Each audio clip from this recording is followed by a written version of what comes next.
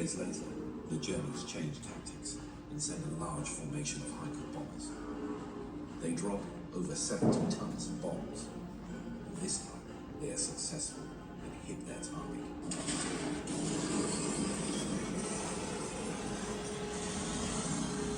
The factory building is destroyed. Spitfire production is stopped, and over 150 civilians lie dead.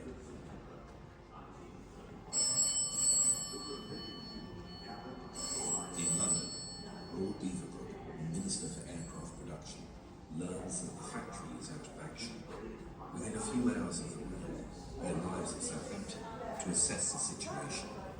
By now, it is clear that although the fabric of the supermarine works has been destroyed, much of the tooling and equipment is intact. Lord Beaverbrook arrived here at the works, and I was sent for with other people to see this wizen-faced little man. And they brought in, all of a sudden he started thumping the table. I don't mind if I wasn't in the mood to be thumped very much about it for 2 days of this. And he thumped the table and said, look, I want more Spitfires and more Spitfires. Beaverbrook and Supermarine senior managers implement a strategy to keep Southampton building Spitfires. The plan is to disperse production of different component parts of the aircraft throughout the town. On the Sunday, I set up team looking for suitable premises. There was one across the road here, which was a Sunlight laundry. As the Spitfire equipment was moving in, so the calendar laundry machinery were going out. Next door to that was the Henson Dorset bus station, which we took over. A network of mini factories are established throughout the town and beyond. Within 5 days of the bombing, Cyril Russell is back at his tools building Spitfire fuselages, but now at Hendy's garage in the town centre. The dispersal plan works, and as the autumn draws in, the focus of the German bombers moves towards other targets. For the time being, it seems Southampton is safe.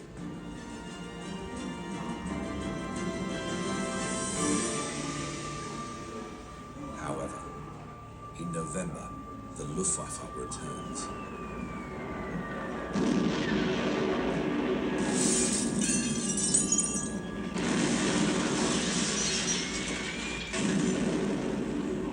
This time, their bombs fall on the town centre. For 2 nights, a concentrated attack destroys much of the high street and commercial district. Terrible in its awe and majesty, the town had become a blazing furnace in which every living thing seemed doomed to perish. The sky was a crimson canopy, probed by the silver beams of 100 searchlights.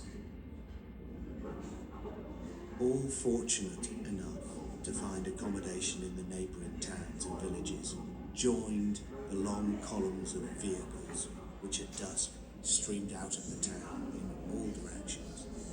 Saddest spectacle of all was the mighty trek of the less fortunate, on foot, with prams and pushcarts containing their scanty bedding. Men, women and children trudged into the night to sleep in schools, barns or in outhouses, or to wander in the woods till morning. By 1941, the threat of invasion had faded.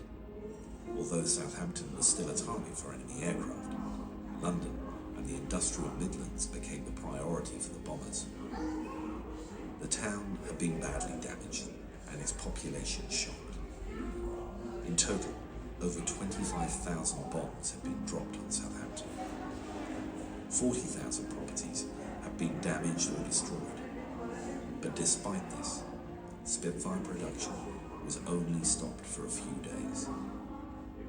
As plans were made for the liberation of Europe, the area became a vital staging post for D-Day. In fact, over 2 million American troops would embark at Southampton, destined for the front line. After the war, Southampton was rebuilt and is now a thriving commercial city. However, if you look closely, it's easy to find the cracks caused by high explosive bombs, the odd gap in a row of houses where a family once lived, and of course the memorials to the 631 civilians who were killed.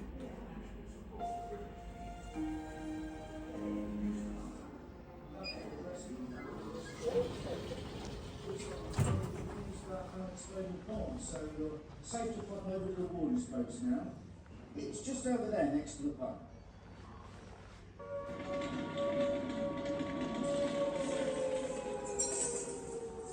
Okay, move along there. Casualty coming through. Oh, it's taken all night to get this poor chap out from under the rubble of his house.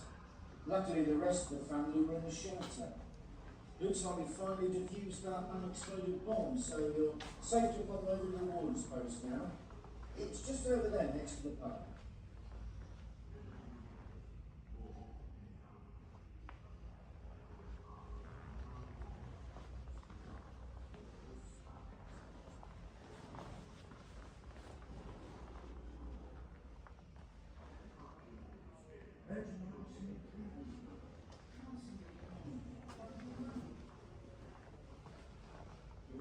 Hello there. Good timing. You just caught me on a break after last night's bombing. You copped a couple of high explosive bombs. It's been a huge task on the airway precaution team, firemen and rescuers, and first aid parties to get them provided. Also in the report from last night to give to Ken. Our young ARP lessons who just arrived on the bicycle. I live a few doors away. She should be able to catch my missus before she goes to the women's voluntary service at the salvage collection point. She's been busy getting hot drinks and food from all those people who lost their homes last night, poor blighters. Anyhow, go take a look at our Morrison shelter. Took us 2 days trying to put that thing together, but we feel much safer now. So, it's tea around the Morrison shelter before the kids get off the bed underneath it. Luckily the rest of the family were in the shelter. Been evacuated. Those people who haven't been bombed out have moved, and the people who are left get away at nights to avoid the raids.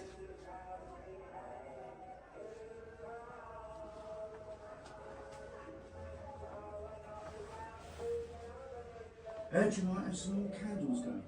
Can't seem to get any now for love nor money. You're in luck. Managed to get some from the bomb sites over the other side of town. Okay, move along there. Casualty coming through. I spoke to a woman who lived next to a Baptist chapel that had been hit. She was buried under the wreckage of her completely demolished house. She was suffering badly from shock. The first thing I knew was dust started to fall on me. The floor gave way, and I immediately realized what was happening. The roof came down. I covered my head with my hands and wondered, frankly, whether this was the end.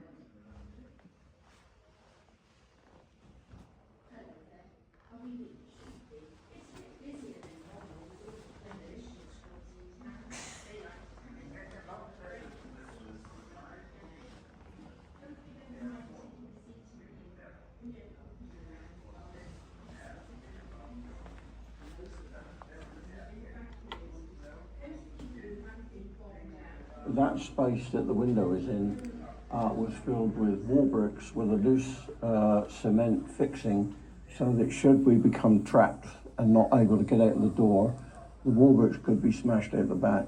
That would afford us escape hatch. Most times we had candles or a little oil lamp, but invariably we had no light whatsoever at all. The hours were dragging interminably on, and the longest time we ever spent was 13 solid hours on a bitter cold night with icicles and hanging from the roof. It was literally like sitting in a refrigerator, listening for the next wave of enemy bombers that would come over, and you could tell they were heavily laden because you could hear this whom, whom, whom, whom, whom. And then as soon as they dropped their bombs, there was whom, whum, whum, whum, whum, whum, whum, whum, whum, whum, and away they went. And we sat just waiting, crunched up and praying that what they'd let go was going to go somewhere else and not onto us.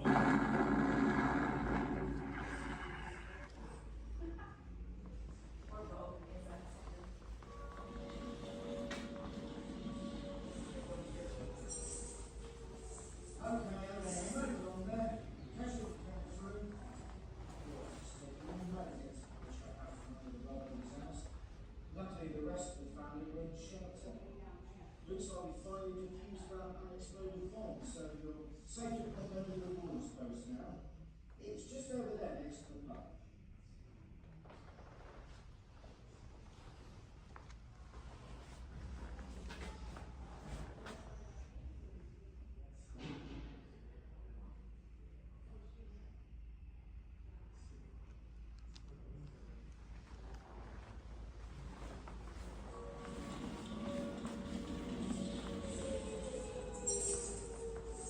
Okay, move along there. Casualty coming through.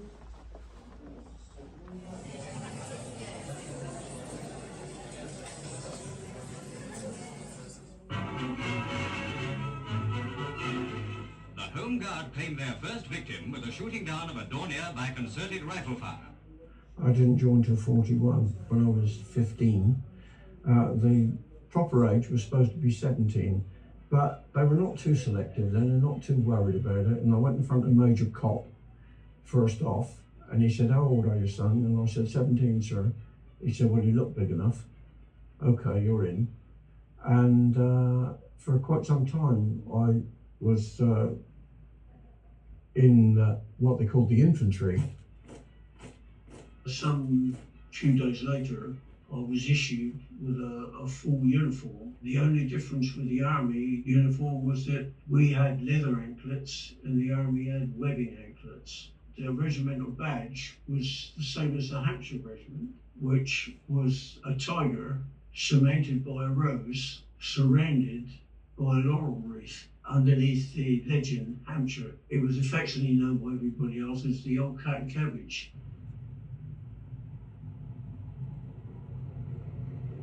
I remained as an infantryman there for quite some time, principally guarding the crossing in Redbridge and Redbridge Meadows, also in King George V dock and Southampton docks itself, and sometimes on duty in the barracks itself overnight. After some couple of years or so, I was transferred to anti-aircraft.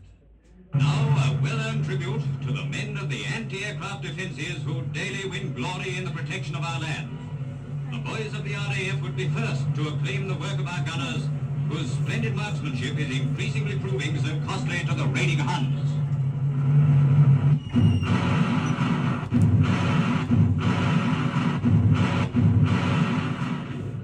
And we were told that the particular weapons we were going on were top secret and we weren't to talk about them at all. But actually what they were quite simply rocket guns. And the battery that I was involved with was at Marchwood, and the battery had 68 guns. 64 of those guns were operational, 4 would be used for training. Each gun fired 2 rockets, all guns fired simultaneously.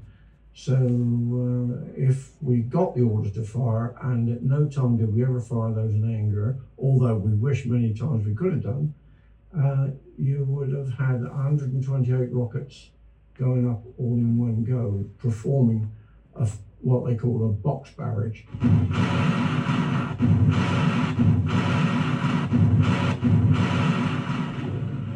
Made in Germany, finished in Britain. The tide is turning. Every man and woman, uniformed or working clothed, is in the front line. Crusaders of the home front, the Navy, the Army, and the Air Force fight in the battle for civilization. Thanks so much for watching. If you enjoyed this, I've got plenty more videos you can check out here on the channel. And if you're in the mood for something a bit more fast-paced, head over to my other channel, where I dive into all things theme parks.